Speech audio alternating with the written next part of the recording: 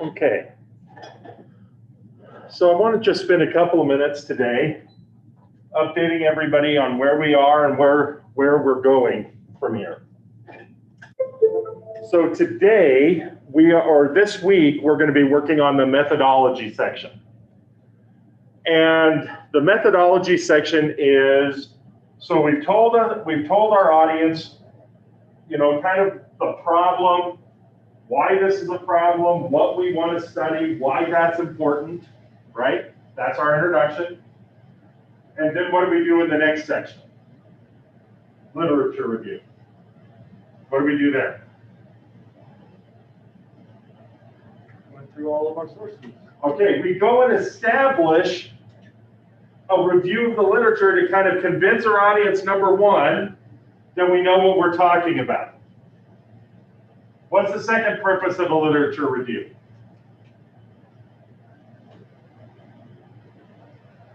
Why do we do this? Find out what others already know. To figure out what everybody already knows. What has already been done on this topic, right? People have already broken the path for us. We don't have to go breaking through the snow ourselves. We can follow in the footsteps of other people.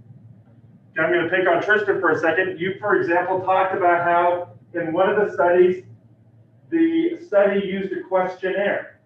So you talked about, here's what they did, here's how they did it. Why would you do that? Show how other people have conducted research. Okay, this is how other people conducted the research. If you chose to do a questionnaire yourself, what value does that source now have? Okay, it shows what problems they ran into and what works, but it also says, look, they did it and it was accepted. Therefore, if they've already done it, I can do it too because I'm just doing what other people have already done. Does that make sense to everybody? Okay, so that's one of the purposes of doing literature review because it helps to establish, here's how it's already been done, so I don't have to go and you've already accepted it from persons X, Y, and Z. Okay? All right, so let's talk about what we're going to do for the methodology. Let me make that a little bit bigger. All right, so your methodology section is going to have three parts. And the first two parts are probably going to take 1 or 2 paragraphs. The last one's going to be pretty quick, pretty short. So begin this section with paragraphs. Notice I put that in plural. Why? More than one? What's that? It's because I want more than one paragraph. This is not the time to impress me with a one-sentence paragraph. Okay? You have to give me, this is what I'm going to do. I'm going to use a survey. I'm going to do a questionnaire. I'm going to do personal interviews. I'm going to engage in a study. I'm going to do a 2-part study. Meaning I might look at, here's a group of people, and I'm going to pick on Joseph for a second. Here's a group of people who have ADHD and we don't do anything, and we examine their productivity during a time of stress. And then there's another group where I'm going to let them I'm going to put in a treatment to I'm going to give them biofeedback, or I'm going to give them in-office massages, or I'm going to do something to deal with stress and compare that level of productivity against the people who had no treatment.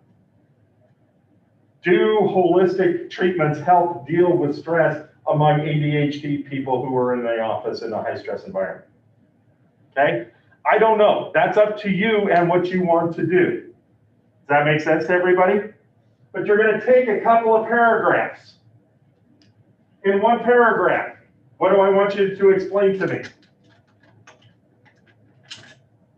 Number one, who is involved? Who do you think?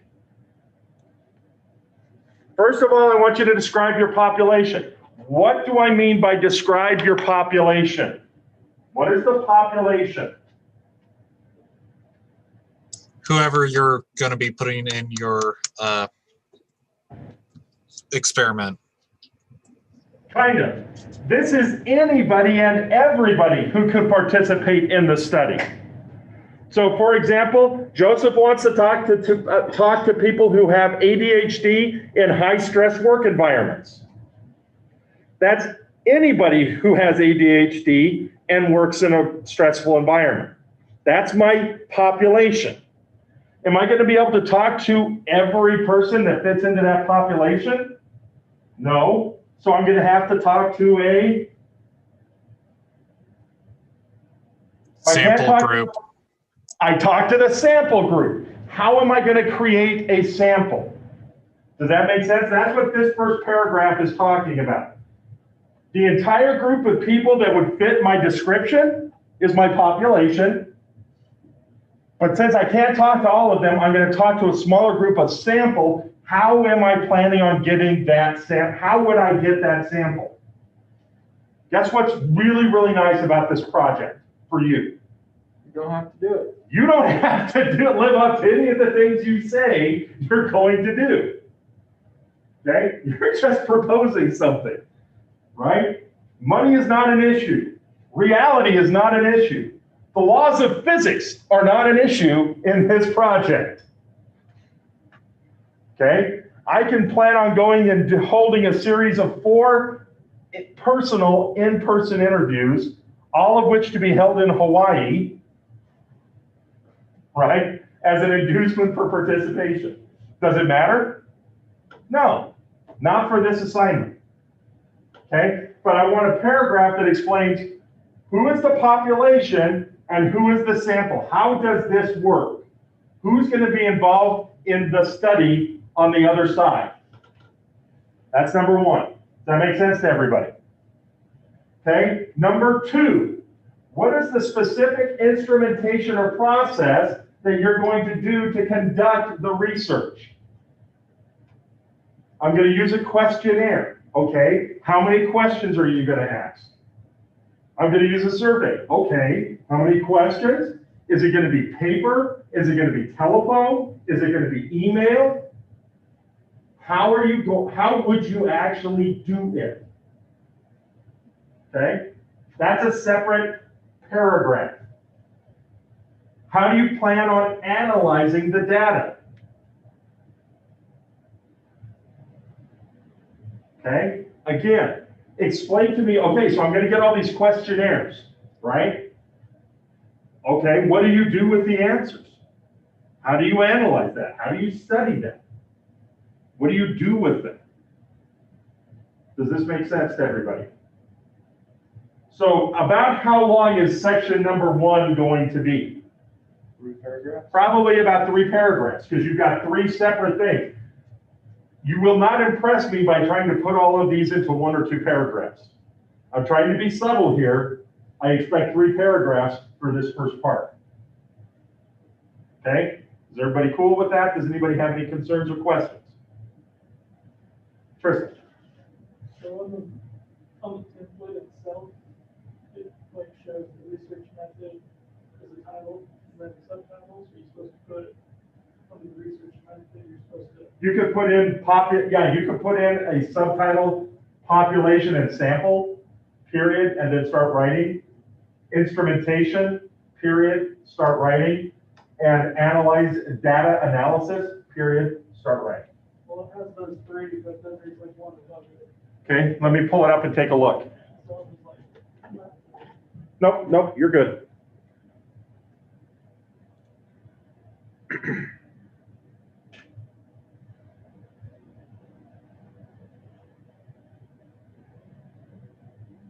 Yeah, methodology, the word methodology right there. Okay, this research method, don't worry about writing anything there. Just go into the 3 subparts. I know it says 1 paragraph. Ignore that. so just figure out that part. Well, don't take it out. Leave the research method part in. Don't put anything there.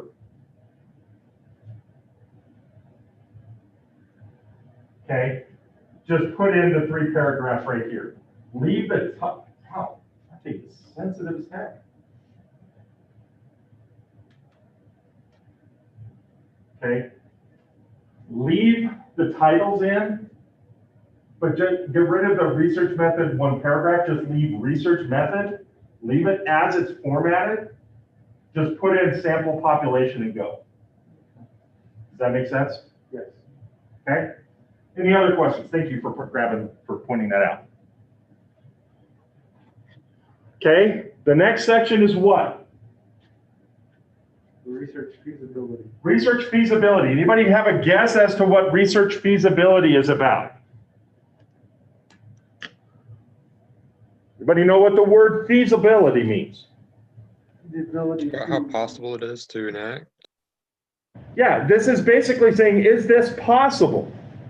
Can I actually do this? If the answer is no, well, why even write this research proposal if the answer is no?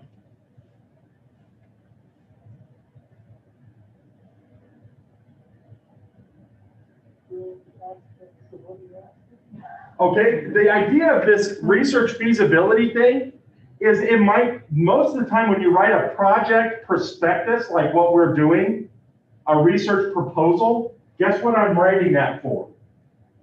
I'm asking for permission, or more often I'm asking for what? I'm asking for permission to do it, but most of the time if I'm gonna do research, I'm gonna need Funding. funding. The research feasibility is what challenges are going to require money, or even if you give me money, this might still be a problem that means it so that I can't do the research. Why would I put that out there if I'm asking for money? What do they expect if they give me money? They want results. If I don't give them results, are they ever going to give me money again? Probably not. So how do I protect myself if I try to do the research and I can't do it? How do I protect myself so that they might give me money in the first place or down the road? I'm putting in disclaimers. Here's problems that might prevent me from being able to do it. That's what the research feasibility section is about. Look, I plan on doing this. I've done my best job, but project constraints. Does anybody guess what that means? Things that could go wrong. Things that could go wrong. Here are the problems that might pop up. Here are reasons why I might not be able to do this. So you're just trying to play devil's advocate. Why might this research not work? How long do I expect that paragraph to be? 1 paragraph. 1 paragraph. Right? We've already said we're living in this world where we can do whatever we want. Right? Reality is not, we are not tied to the laws of reality. But having said that, what are some possible constraints, some problems that could occur with my research?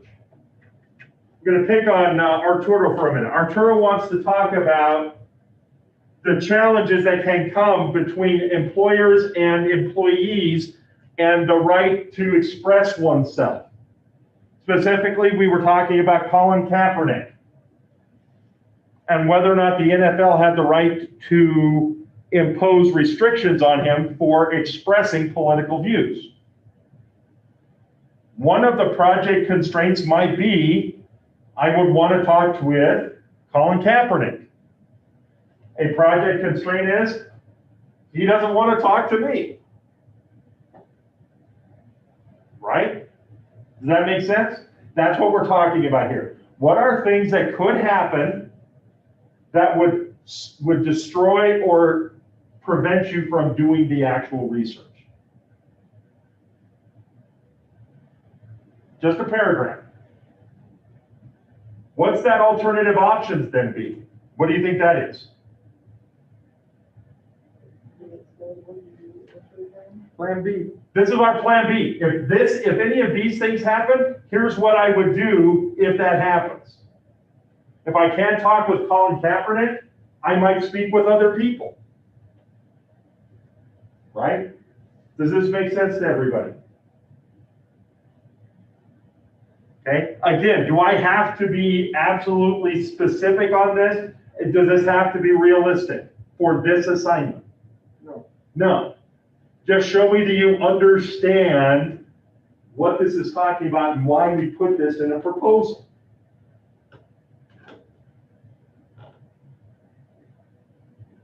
The last one kind of goes back to the significance that we put at the very beginning of the paper. What do you think project attractiveness means?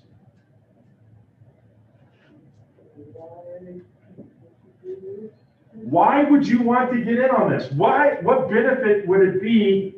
What benefit would it provide to somebody else to provide money for this? Why would this make you look good? Why would you want to support this? Again, how long is that supposed to be? One paragraph. One paragraph. Yes. On the one above it, we would do the same thing as the template one. Or as heading out there. This is supposed to be indented. This is set up the same way. Well, I just went for the paragraph next to recent feasibility. Yes. Do we skip out? Yeah, yeah, that's what these are all about.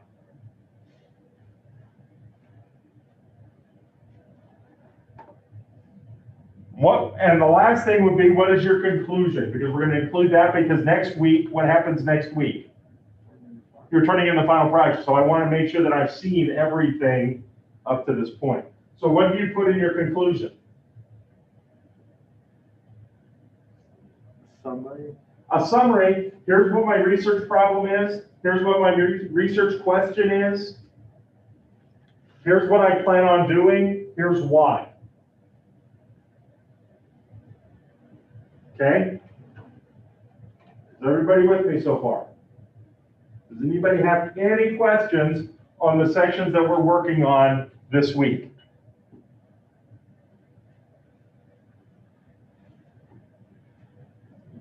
Okay, just a quick thing. Last week, I received 8 submissions for the introduction. Okay, and I gave feedback on all of those. This week, I got 4 submissions for the lit review. And I've given you feedback to the people that submitted that. Okay, there's a couple of things that I hope people are picking up. Number one, the number of people that turn something in versus the number of people in this class is a significantly small portion. Okay? My attitude in this class, and I hope this has come across, my goal is to help you get the result that you want in this class. If you want to pass this class, I will do everything I can to help you pass. The converse of that is also true. If you want to fail this class, I will help you fail this class. I'm giving you a lot of freedom in this class. Okay? I am here to answer questions, and I have always been. If you don't ask questions, what do I interpret that to mean? If you don't ask questions, I assume that you understand it and that you do not have questions. If you are not contacting me, you as an adult, I am assuming you are making an informed choice to get the outcome that you desire for this class.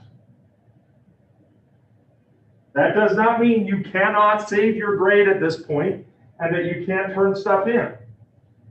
But I want to make it clear, if you want to fail this course, I will help you do that. Okay? Having said that, if I go back here,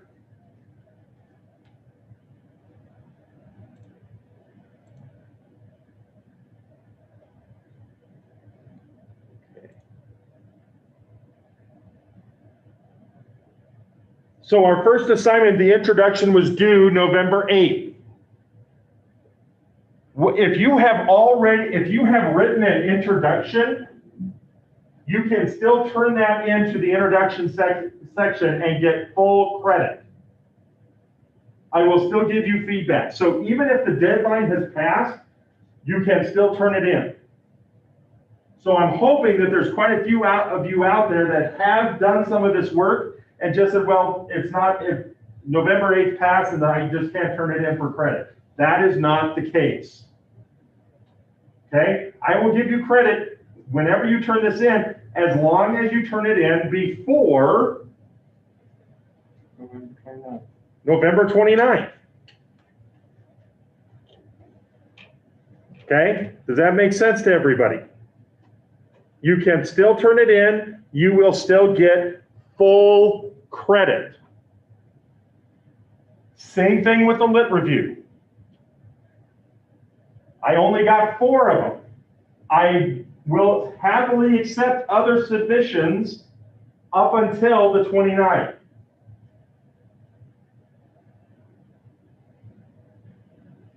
Does this make sense to anybody?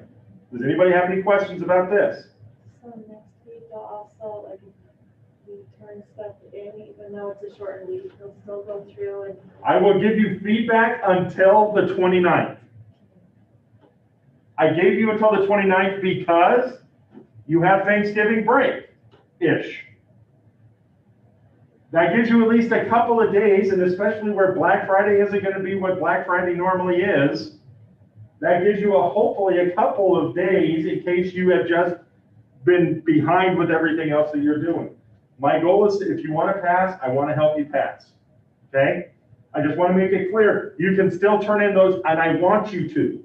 Turn in those assignments for the previous ones, get credit for those.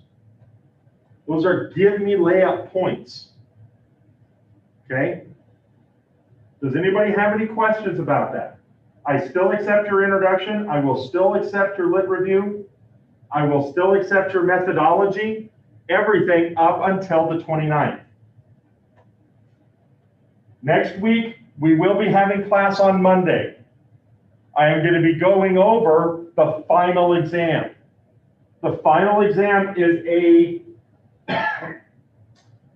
digital poster based on your research. And I'm going to talk about what that looks like and how to get that set up. Okay? It is a digital poster. There will be no oral presentation. You're just giving me the poster and turning it in. And I'm going to show you how that works and everything like that next Monday. Okay? You will have all of Thanksgiving break and all of finals week to get that project finished. And I'll spend time talking about, right now I want to focus on the methodology and conclusion sections, but we'll be talking about that next week. Okay? Is everyone cool with that? Any questions? Okay. That's everything I've got, folks. So I'll have, I will leave Zoom open. I need to step out of the classroom. I'll be back in about 2 minutes. So if you have any questions, I haven't left. I'll be back, okay?